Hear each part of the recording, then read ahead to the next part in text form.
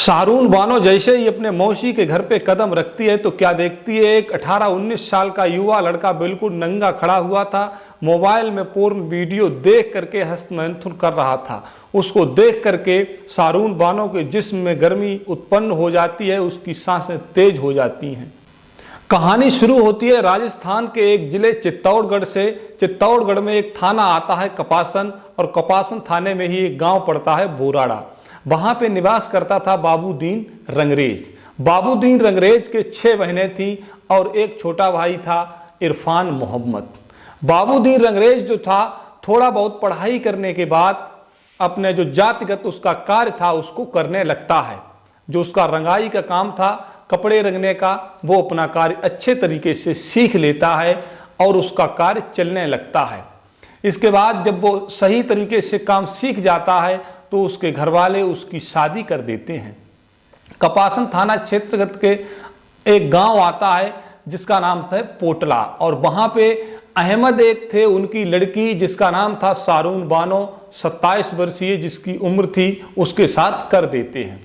इसके बाद जब शाहरून बानो अपने घर से विदा होती है तो अपने सपने सजाते हुए कि मैं वहां जाके पति के साथ ये करूंगी वो करूंगी, इस तरह से जैसे लड़कियां सजाती हैं सपने, वो भी सपने सजाने लगती है और वहां से विदा हो जाती है। विदा होने के बाद वो अपने घर पहुंचती है। वहां पे उसकी उम्मीदों के मुताबिक ही उसका पति सुंदर और खूबसूरत तो था ही, उसके जो वो चाहती थी उसी कार्यों को उसका पति करता था। जब भी मौका मिलता था तो वह उसे घुमाने के लिए शहर ले जाता था, जहाँ पे शॉपिंग कराता था। शॉपिंग कराने के बाद सिनेमा हॉल भी ले जाता था, होटल में खाना खाते थे, इसके बाद वापस अपने गांव लौट आते थे। इस तरह से दोनों की जिंदगी बड़ी अच्छी खुशी से व्यतीत हो रही थी। कोई रात ऐसी नहीं जाती थी जो उन दोनों की रंगीन नहीं होती थी। दोनों जब भी सोने जाते थे तो एक दूसरे को शारीरिक सुख देने के बाद ही अपनी एक दूसरे की जो भी हरारत होती थी, थकावट होती थी, उसको उतारने के बाद ही सोते थे। एक दिन बाबूदीन ने कहा अपनी पत्नी से, जिसका नाम शाहरून बानो था, कि हम यहाँ रह कर के ज़्यादा कमाई नहीं कर सकते हैं, इसलिए हमें यहाँ से कहीं बाहर चलना चाहिए, क्योंकि कम पैसे में गुजारा नहीं हो पाएगा। जब हम ज़्यादा पैसा कमाएंगे तो ज़्यादा खुशियाँ मिलेंगी और हमारे बच्चे जो हैं अच्छे स्कूल में पढ़ेंगे। तो उसकी पत्नी शाहरून बानो कहती है, मैं भी यही चाहती हूँ, आप कहीं पास पड़ोस में देख के आओ कौन से गांव में हमारा धंधा अच्छी तरह से चल सकता है। तो बाबूदीन रंगरेज अपने घर से निकलता है और पड़ोस के गांव में जानकारी करता है तो देखता है एक गांव है बनाकिया कला। उस गांव में उसने सोचा यहाँ पे पास पड़ोस के गांव हैं, उनमें भी हमारा काम चलता रहेगा और यहाँ से हम अच्छी कमाई भी कर सकते हैं। यही सोच करके उसने वहाँ पे जाके एक कमरा किराए पे ले लेता है और वहीं पर अपना काम शुरू कर देता है। क्योंकि वो अच्छा कारीगर था और पैसा भी कायदे का लेता था, तो उसका काम अच्छी तरह से चलने लगता है। कुछ दिन तो वो किराए पे रहता है, इसके बाद अपनी पत्नी और बच्चों को भी वहाँ लेके आ जाता है। हालांकि उसके बच्चा कोई नहीं था, अपनी पत्नी को लेके वहाँ पे आ जाता है और कायदे से रहने लगता है। तो उसके रंग महल जैसे सपने जो थे वो धीरे धीरे पूरे हो रहे थे। लेकिन इधर शादी की 3 सालें गुजर चुकी थी, उन दोनों के अभी तक कोई भी संतान नहीं उत्पन्न हुई थी और इस बात को लेकर के दोनों में हल्की हल्की खटपट भी कभी कभी होने लगती है। क्योंकि बाबूदीन रंगरेज ये सोचता है कि ये पत्नी हमें कोई भी संतान नहीं दे सकती है, इसमें जरूर कोई न कोई कमी है। उधर उसकी पत्नी शाहरून बानो ये सोचती थी, मेरा पति मर्दों वाले अन्य तो सभी कार्य कर लेता है, लेकिन जरूर इसके अंदर कोई न कोई कमी है, इसलिए मुझे आज तक संतान की प्राप्ति नहीं हुई है। दोनों के अंदर एक दूसरे के प्रति धीरे धीरे नफरत बढ़ रही थी। शाहरून तो सोचती थी कि व्यर्थ में जब मेरे कोख से ये बच्चा नहीं जन्म कर सकता है तो शरीर को रौंदवाने से क्या फायदा है।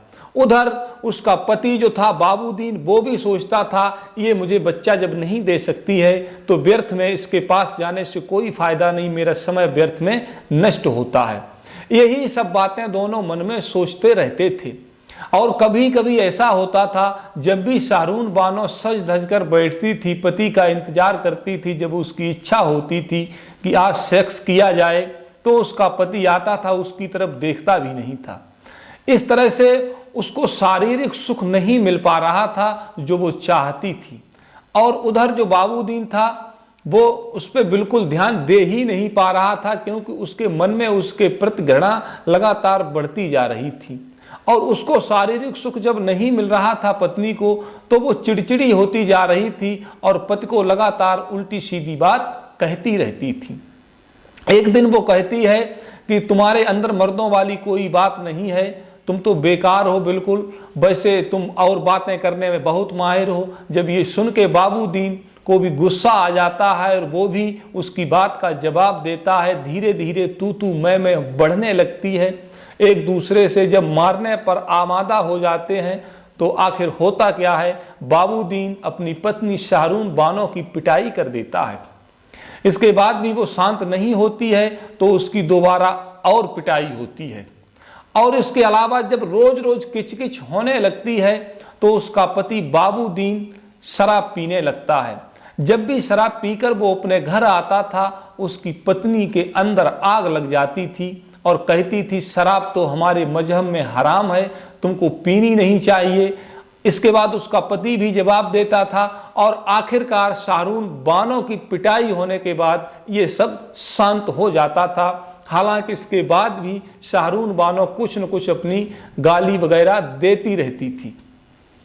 इस तरह से उनकी जिंदगी जो है अब झंझट में व्यतीत होने लगी थी। शाहरून बानो ये सोचती थी कि हमारा जो है इसके साथ रहना अब दूभर हो गया है, हमें कोई न कोई दूसरा रास्ता खोजना होगा। इसके बाद 2020 में राष्ट्रव्यापी लॉकडाउन लग जाता है और 1 साल तक शाहरून बानो अपने मायके पोटला नहीं जा पाती है। 2021 में जब लॉकडाउन खुलता है, तो वो अपने मायके के लिए रवाना हो जाती है। हालांकि लॉकडाउन खुलने से पहले, लगने से पहले वो अपने मायके पोटला हर 2-3 महीने में एक बार आती जाती रहती थी।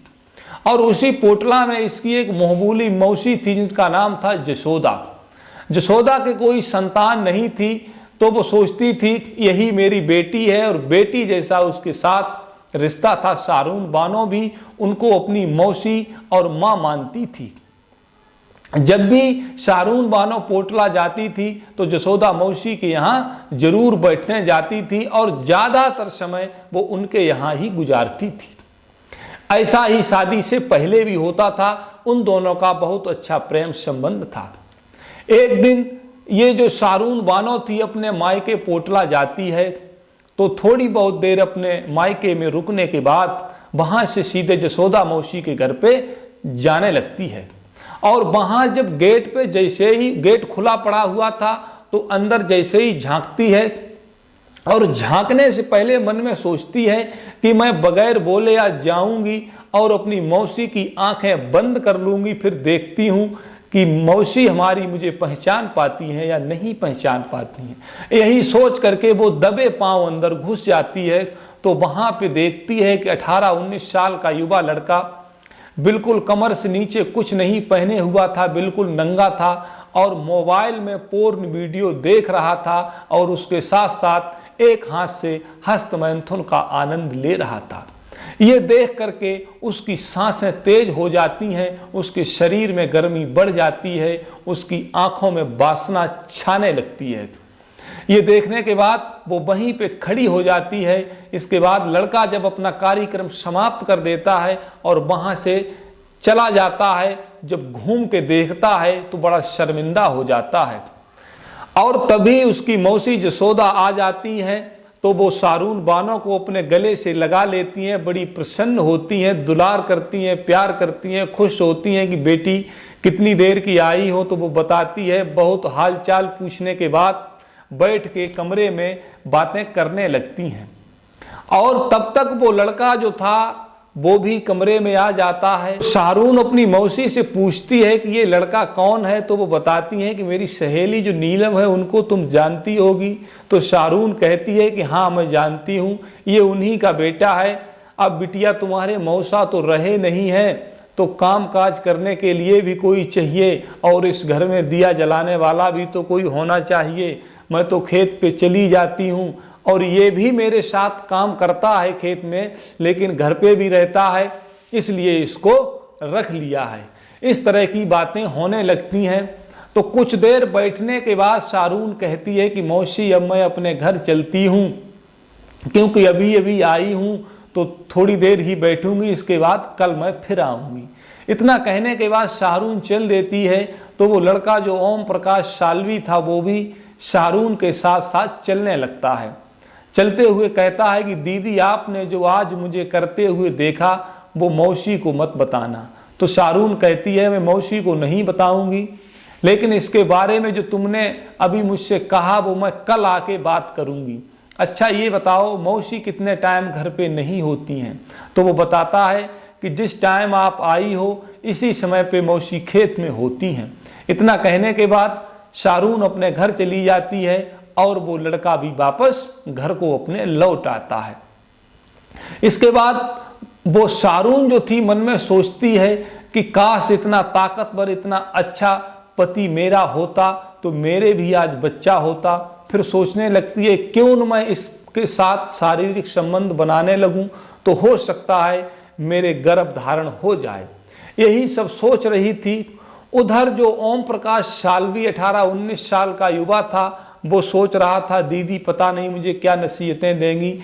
फिर मन में सोच रहा था यही कहेंगी ऐसे गलत काम मत करो। फिर उन्होंने ये क्यों कहा मौसी ना हो तब बताना। यही सब उधेड़-बुन में वो लगा हुआ था। अच्छा अगले दिन क्या होता है, जब उसकी मौसी खेत पे चली जाती है तो तय समय पे शारून उसके घर पहुंचती है। इसके बाद उस लड़के से कहती है कि तुम कल क्या कर रहे थे? तो लड़का कहता है जो भी हुआ दीदी उसको छोड़ो, अब मैं ऐसे काम कभी नहीं करूंगा। तो वो तुम कहना क्या चाहती थी दीदी वो बताओ।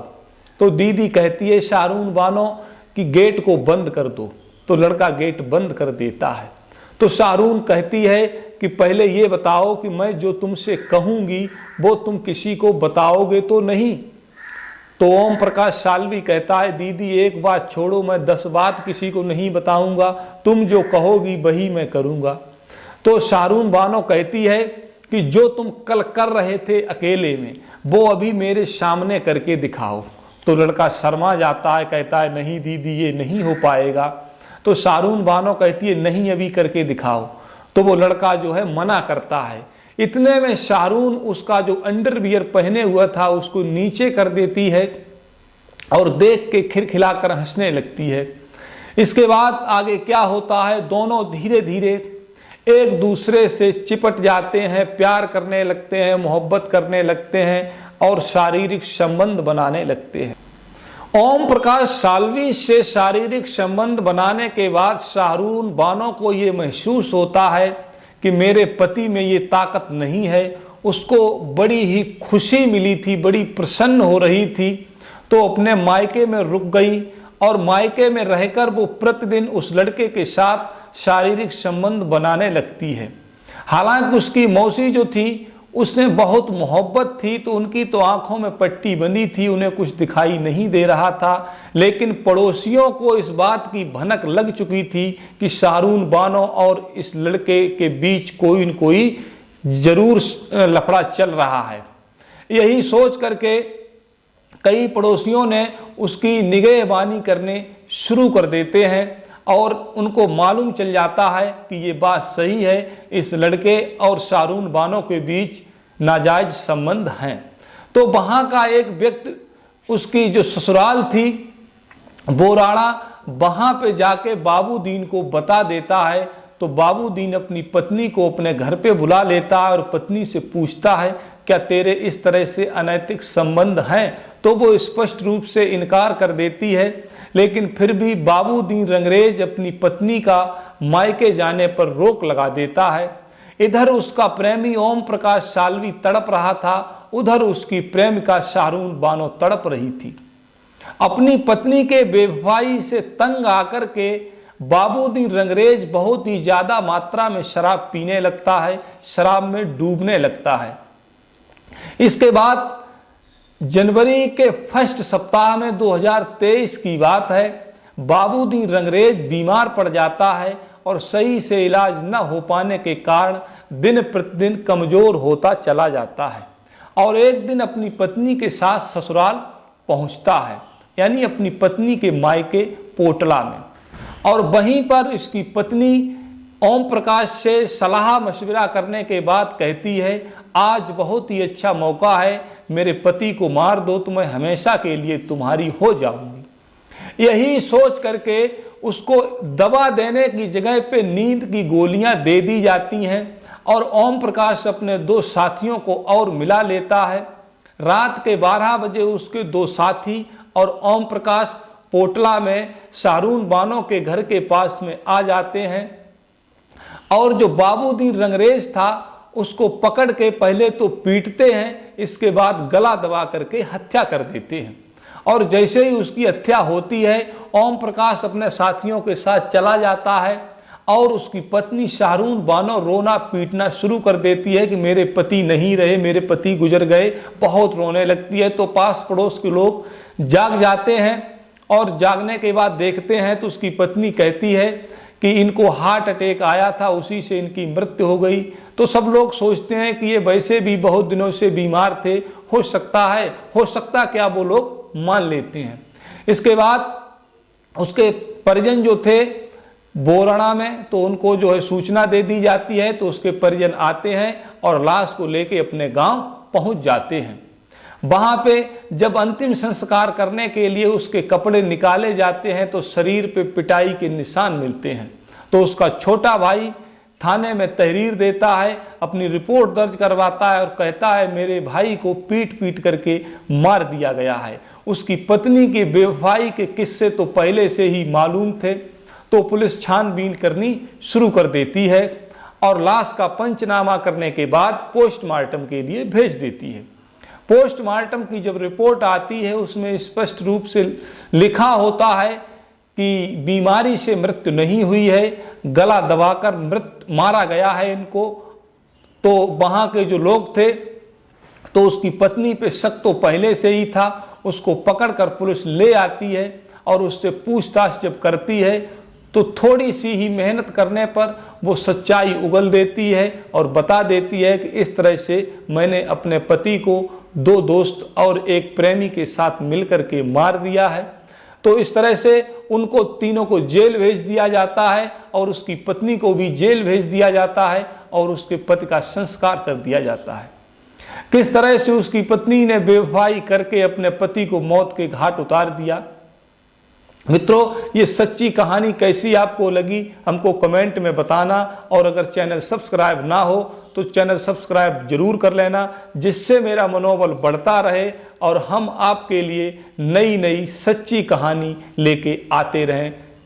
नमस्कार।